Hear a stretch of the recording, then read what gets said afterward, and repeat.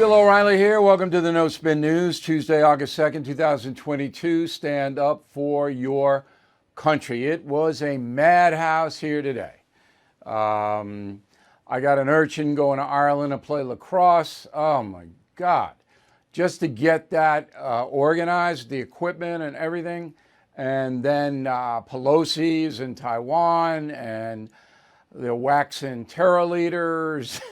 It's just on and on. I'm sure your life is like that too. It's just, it never ends. Who else is going to come through that door? So anyway, we'll get to the Pelosi story in a few minutes, but terror leads this evening. That is the subject of the Talking Points memo. Drone kills the al-Qaeda leader, Ayman al-Zawahiri. Now, I know his name is pronounced another way, but I don't care. I'm calling him a Zawahiri. Now, we write about him extensively in Killing the Killers, and now that book takes on an amazing amount of importance because exactly how Soleimani got it, he was the Revolutionary Guard's leader in Iran, was how Zawahiri got it. Exactly the same, only Soleimani was in a car, Zawahiri in a house. So Zawahiri, July 31st, 6 a.m., boom, from space. And again, that weaponry is described and how it works and how the whole thing goes down in Killing the Killers. Okay, it was in the Sherpur neighborhood of Kabul, Afghanistan. I have been to Kabul. I don't know the city that well. I don't know where the Sherpur neighborhood is. But I can tell you, and I will tell you how this went down by our inside sources in a moment. Zawahiri was born in 1951, 71 years old, in Giza, Egypt. Terrible, awful killer, jihadist from the jump. And when bin Laden was killed by U.S. Special Forces, here's what al-Zawahiri said. Go. كذلك كان الشيخ يذكر بالخير والعرفان ويتأثر عند ذكر الإخوة 19 الذين هاجموا هبل العصر أمريكا في البنتاغون مقر قيادتها العسكرية وفي نيويورك رمز قوتها الاقتصادية، وكانت الطائرة الرابعة في طريقها إما إلى البيت الأبيض أو إلى الكونغرس، فكان يذكر هؤلاء الإخوة بالوفاء الشديد. All right, so most people say rest in peace, not me. I think he's where he should be right now, and that is suffering for eternity. That's how evil a man this was. Now, President Biden made an announcement last night in prime time. Go. No, we make it clear again tonight that no matter how long it takes, no matter where you hide, if you are a threat to our people, the United States will find you and take you out.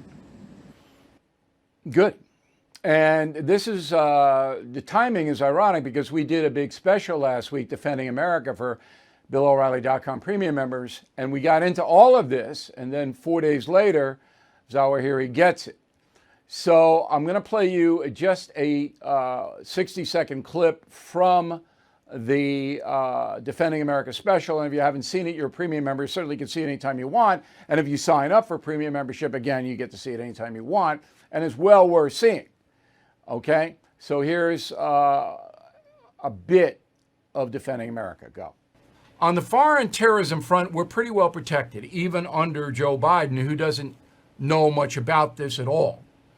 And that's because the Trump people are still in place, most of them, in the National Security Agency and the Central Intelligence Agency, in all of our agencies that operate in a foreign territory. So the CIA, as you probably know, can operate in the United States. That's the FBI.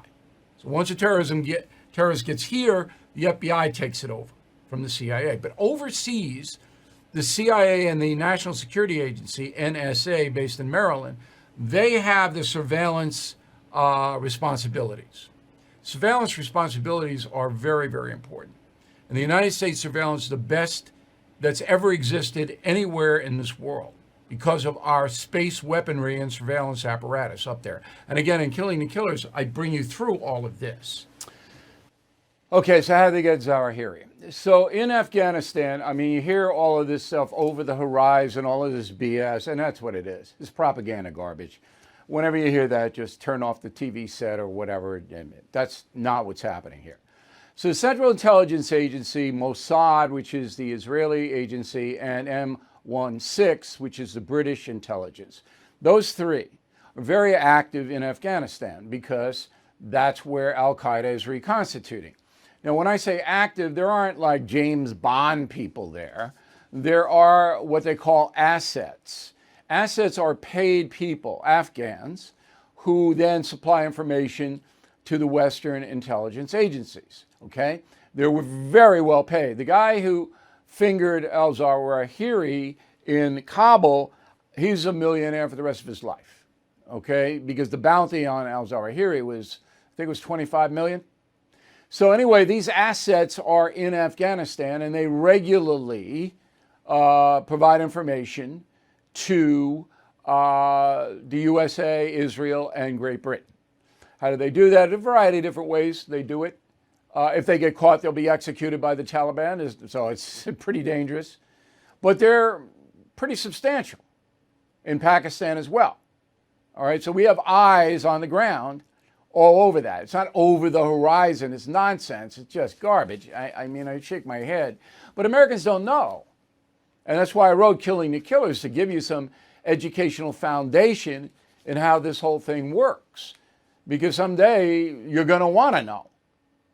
And I hope you want to know now. So anyway, the asset obviously picked up. The Zawahiri was in Kabul, in that neighborhood. And then basically the American forces had to see if there was anybody else in the house, because they don't want to whack civilians, even though Biden did that in the chaotic pullout of Afghanistan last August. So there were innocent civilians killed by the Biden administration. It was ridiculous. They didn't know what they were doing. But now from the sky, drones can see, once they get the address, once they know where the house is, they can see in and out. You can see people coming in and out, even from space. My most startling fact in Killing the Killers is that from 13 miles up, or is it, yeah, I think it might be 3 miles up, between 3 and 13 miles up, the drone can read the name of a golf ball in a fairway. Okay, so they can see what they have to see. So they were assured, or relatively assured at 6 a.m., that Zawahiri was there by himself, and bang, he's dead. Now, this sends a chill all throughout the world, not only to the jihadists, but to our enemies in China and Russia. Because we can do the same thing to them. We can't do it realistically because there'd be a nuclear war, but we can do it literally. I mean, Putin, he could be dust in a second. And the other nations, China and Russia, don't have what we have yet. They will. They don't have it now. That's an inhibitor. All right, so they know they pull a trigger, they start anything, it's going to be them. They're not going to be spared. They know that. So this is a good thing. This is 100% positive. On political front, good. Biden got him. Fine. I have no problem with Biden getting him. Maybe read the prompter. He was staring at it like this. I watched him closely. Somebody wrote it for him. But that's all right. Keep getting them. We got a big ISIS problem now in Africa. Big. Okay, so Joe Biden today didn't do anything. He still got COVID, and he had a virtual thing with Whitmer, the governor of Michigan. Whitmer's trying to, stop all the anti-abortion stuff in her state. That's all they did, and okay, fine, no problem. Now, this was a pretty stunning thing. As you know, I'd say 85% of the press is pro-Biden. They just love the liberal line, and because Biden is a Democrat, they support him. So there's a website called Axios. I never go on it because I know what it is. And the guy who runs it, the co-founder, I should say, I don't know if he runs it now, but he's a co-founder. This is a startling soundbite. Where do you hear this? Go. Yeah, so the headline on Axios, "We are Reagan." That's what a Biden confidant told me, and here's what they have in mind. Like, you and I could say that President Biden has had a series of breaks after not being able to catch a break for a year, everything including baby formula winding up on his desk. The Biden view is that he is, this is a payoff of vindication for playing the long game. So when that confidant said, "We are Reagan," well, their extension of that was, we had a big plan and it's getting in place. Yeah, the big plan was to ruin the country, and it's getting in place. Now, this nitwit, Allen, he thinks this is great, that Biden's going to make a comeback like Reagan did. Okay? It's preposterous. Number one, Biden's responsible for the inflation. Reagan wasn't. Reagan inherited all the bad economy from Jimmy Carter. Number two, Biden's responsible for the open border, which is just a catastrophe. When you combine the undocumented migrants coming in the millions and all the narcotics, it's I've never seen anything like it. Most incompetent policy I've ever seen. And number three, the crime. All throughout the United States. It's almost unimaginable 5 years ago that this would be happening. It's all because of Biden. And this guy gets on, oh yeah, he's going to make a comeback like Reagan. Look, I don't care what he says. Doesn't matter to me. I don't go on the internet to get my news. That's insane to do that. It's a playpen. But it's my job to point out how ridiculous this is. This whole thing is. The media in America. Does inflation and the looming prospect of recession have you worried about your savings?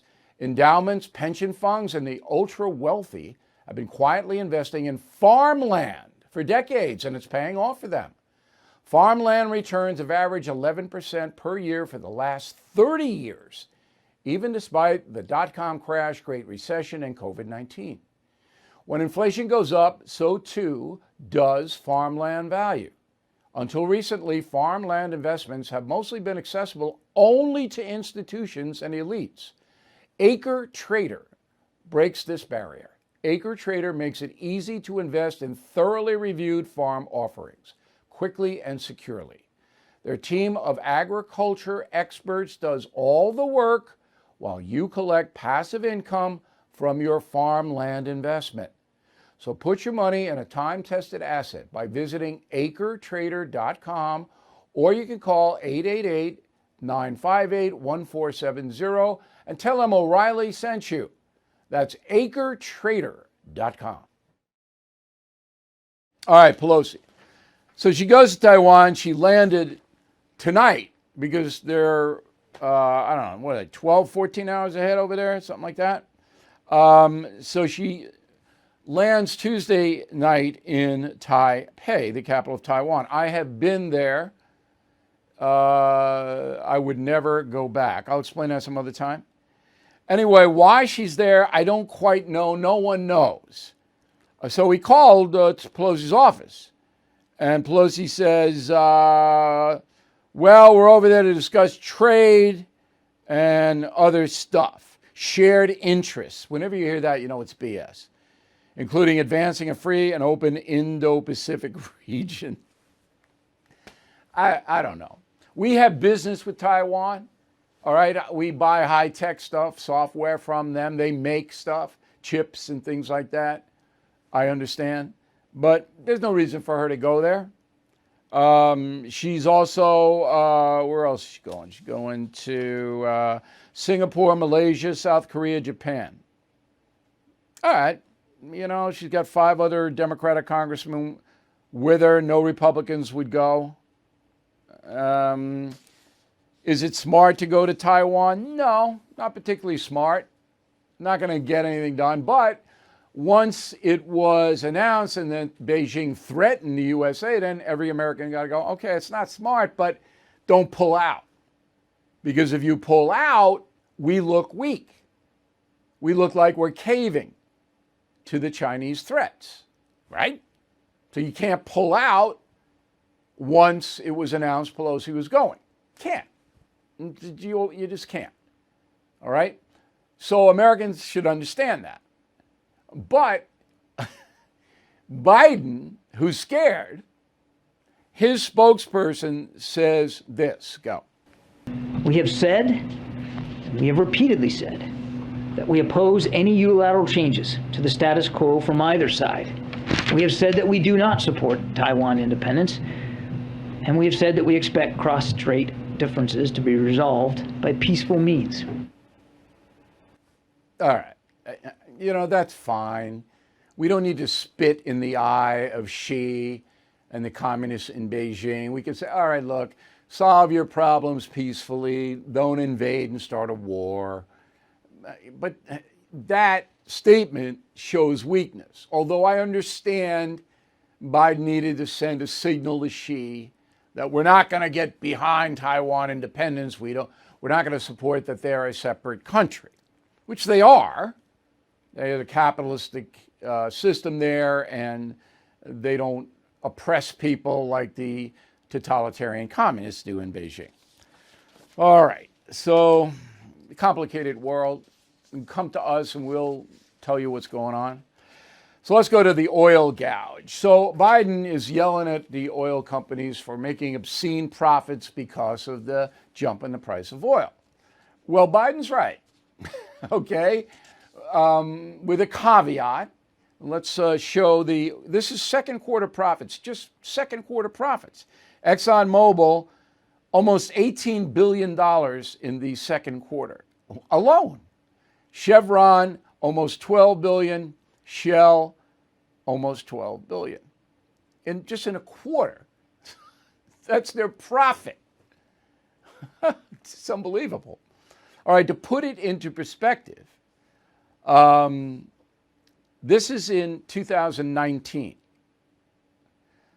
Right? Get it up there. ExxonMobil gain $3.13 billion, gain 4.1, and then Shell $3 billion. That was before COVID. Can't count COVID. So you could see how astronomically the profit for the major oil companies has exploded. Now, when inflation hits, and everybody needs to understand that, not only do the companies, whether they be oil companies, food companies, clothing companies, not only do they add the inflation to the price, but they add a little what they call VIG in mafia circles, a little profit, because they know you don't know what it is. You don't have a calibrator about how much those oranges cost. You don't know. They throw a little in there. That's what the oil company's doing. See? So Biden's right when he says the oil company, but it's not the oil company's fault that Biden attacked the fossil fuel industry, making it more difficult to harvest oil in the USA. So if you make it more difficult to grow oranges, then orange juice is going to go up in price because you don't have as much of it. Got it? Has everybody got it? Biden did that to oil. That's what he did. He'll never admit it, but they, Putin, no, the oil companies. He is so incompetent, Joe Biden, it's just beyond belief. But again, you know that, and we've proven it 1,000 different ways. So in addition to the unbelievable profits from the oil companies, the stockpile of crude, the reserve in the United States, in case something happens, has fallen to its lowest level since 1985. Why? Because Biden's taken oil out of the reserve and selling it. Not only here, but China got some of it. Why? No, Biden won't say. Maybe it was a bribe to not shoot down Nancy Pelosi's plane. I don't know. But now we got a very low level of oil reserve because of, altogether, Biden. Okay. So I get a lot of letters about Russia's not paying a price, blah, blah, blah, blah, boom, blah, blah. I want to play you a soundbite from March 2nd of this year. All right. Again, I'm not trying to tell you what a genius I am. I'm trying to show all of our listeners on the radio and watchers on TV that we are a serious news agency that rarely makes a mistake. This is what I said. I was talking to Senator Joseph Lieberman on March 2nd, 2022. Go. His economy is done too if they keep the sanctions in place.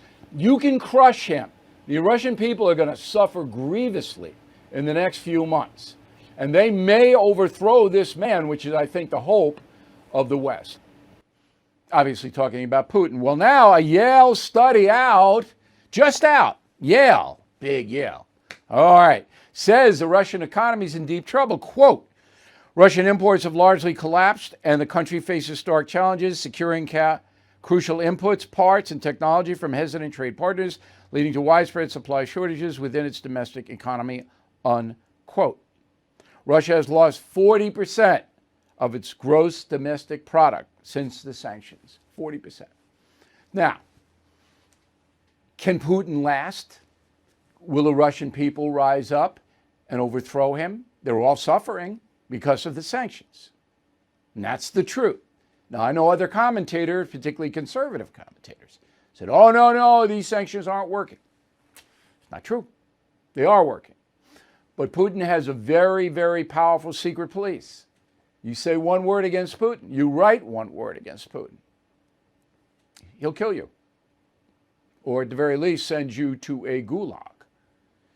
You got a very tight grip, like Maduro in Venezuela. Okay, very tight grip. So we can't count on that, but it could happen. Yale study. All right, back home, the first person, Capitol rioter who stood trial, gets 7 years in a federal penitentiary. His name is Guy Reffitt, 49 years old, Wiley, Texas. He was convicted of civil disorder and entering and remaining on restricted grounds with a firearm. Now that's why he got the 7 years. This guy took a gun to the riot. Got a gun inside the Capitol, you're going. So that's what happened there. If you are stuck in a timeshare and you haven't called Lone Star Transfer yet, what are you waiting for? Lone Star Transfer has helped more than 16,000 happy customers. They are family owned, have a 99% success rate. Their process is done legally, ethically, and quickly. I mean, does it get better than that? The team at Lone Star Transfer will keep you informed every step of the way until you are legally and permanently released from your timeshare. So don't pay another penny for a timeshare you don't use. Get peace of mind today with Lone Star Transfer. They guarantee the release of all liability to your timeshare in writing and in a specific time frame. Give Lone Star Transfer a call for a free no-obligation consultation. 855-551-7066, 855-551-7066, or online at lonestartransfer.com. All right, here's the final thought of the day. So I'm in Mass on Sunday, 9 a.m. Mass, okay? And all the scriptures have to do with vanity. And that it's if you pursue vanity, you're not doing what God wants you to do, because it's all personal vanity. It's all promoting yourself. But some of the gospel had to do with money. So accumulating money is vanity. Okay? However, I have always said on this program and to anybody who will listen that you have to take the gospel and epistles and the Bible and apply it to today, which most clerics, priests in the Catholic Church do not do. So, money, vanity, pursuit of money, greed, certainly. But you need money in America in 2022 to protect yourself. You need it. And you need to get as much as you can. Honestly, of course. Because if you get sick or your family undergoes a disaster like the floods in Kentucky or the fires in California, whatever, you are going to need money. And if people attack you, which happens every day to millions of Americans, you need money, get a lawyer. You're going to need money to protect yourself from evil. You have to accumulate money. It's not a vanity to protect yourself. Nah, you know, when I'm sitting there, I'm going, hey, what about that? Never going to happen in the church. I know it. But it's my job to tell you. Pursuit of money for material stuff, vanity. To protect yourself, no. See you tomorrow. Where do you want to travel next? With ever-changing travel and entry requirements, different opinions about where to go, and so many destinations to choose from, can be a challenge to get started. So I want to introduce you to Wheels Up Travel Company. The Wheels Up Travel Company is veteran-owned by Christy Fitzharris. Christy and her team specialize in ocean and river cruising, golf vacations, yacht charters, luxury getaways, and more. When you work with a certified professional travel agent like Christy, you'll be guided through the entire process. They don't stop communicating with you even after you provide your credit card. They are available 24/7 for support before, during, and after your travel. Schedule a free vacation consultation today by visiting wheelsuptravelco.com or call 253-327-3515. That's wheelsuptravelco.com. Mention Bill O'Reilly sent you to save 50% on your travel vacation planning fee. Bill O'Reilly is back on TV and only on The First. No Spin News, every weeknight at 8 p.m. Eastern, only on The First.